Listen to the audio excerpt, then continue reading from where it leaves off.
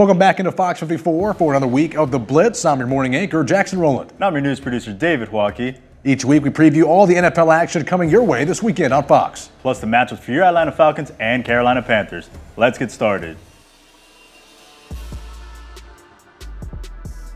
All right, David, we've actually got quite the treat this weekend. We've got games on Saturday and Sunday, plenty of NFL action. And first up on Saturday is going to be Eagles at the Commanders. Eagles still in playoff contention, although it seems like they've had some woes. They're somehow first in the division.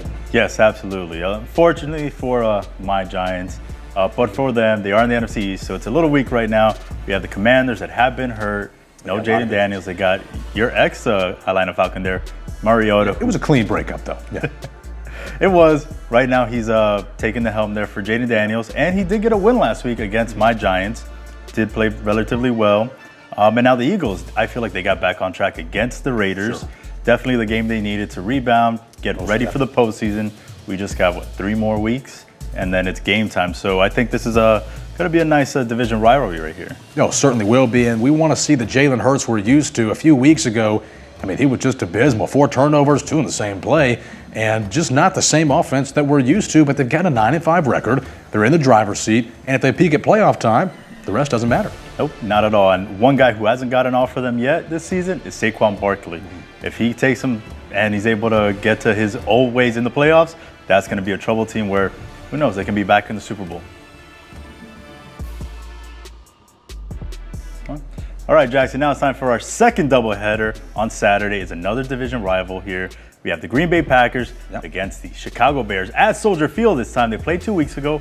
Packers did sneak away with a win there at the end, 28-21.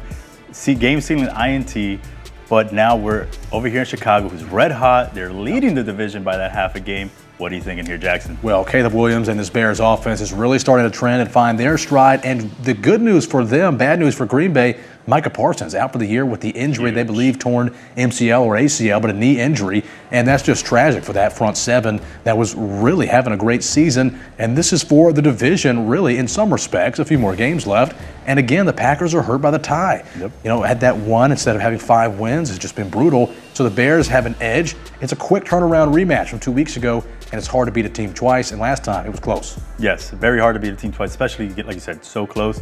And Bears have the home field advantage. You're getting Rome Odunze, looks back. That's right. This offense is just firing all cylinders that, I mean, I didn't expect it. I know your brother is a fan of them, so I'm sure he's happy and thrilled about this. Yeah, he's been excited. Of course, all Bears fans are excited because this is a huge game, and they've got it on home turf. But for Green Bay, you've got to fight back from the bottom because that tie hurts you. You got your edge rusher down, your star defensive player. There's a little bit of a target on their back, and they feel like they need to rally. They're going to need to do it and hopefully get out with early offensive production. That's going to be key. Definitely. And last week against the Broncos, this offense struggled a little bit.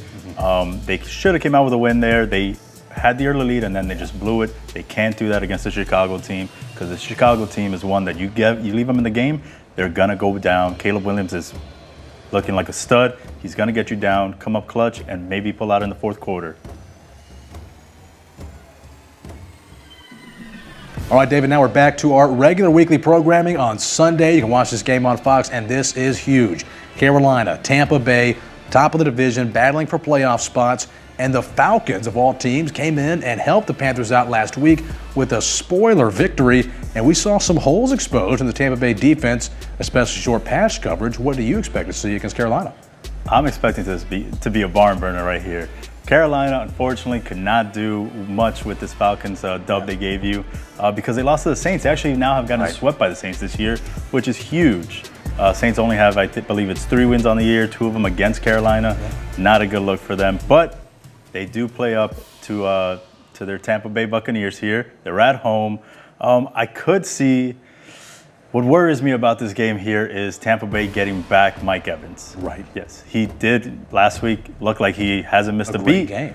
So maybe with a little bit more help now, another week under his belt, it might be some trouble here for this Carolina defense, which has been good. Still held the Saints to 17 points. Still good, but you're going to have to control this offense and the run game. Yeah, no doubt. And the Buccaneers last week, it wasn't really the offensive production that hurt them, but what they gave up on the defensive side of the ball. Mike Evans came back, like you said, it was like riding a bike. Didn't miss a beat. He was one of their first big receptions of the game and just contributed throughout. I think he'll have another big game this week. But can they tighten up some of the gaps they had defensively against a Panthers offense where the run game has really been coming along? Yes, absolutely. That two-headed monster between Rico Dowdle and Chuba Hubbard is going to be one to be very tough for them to stop. My pick right here, though, because this is only the first time they played each other, I'm going to give the edge to Tampa Bay. I'm actually going to go with the Panthers. I think we saw a very vulnerable defense last week for the Buccaneers. We disagree on this one, Dan.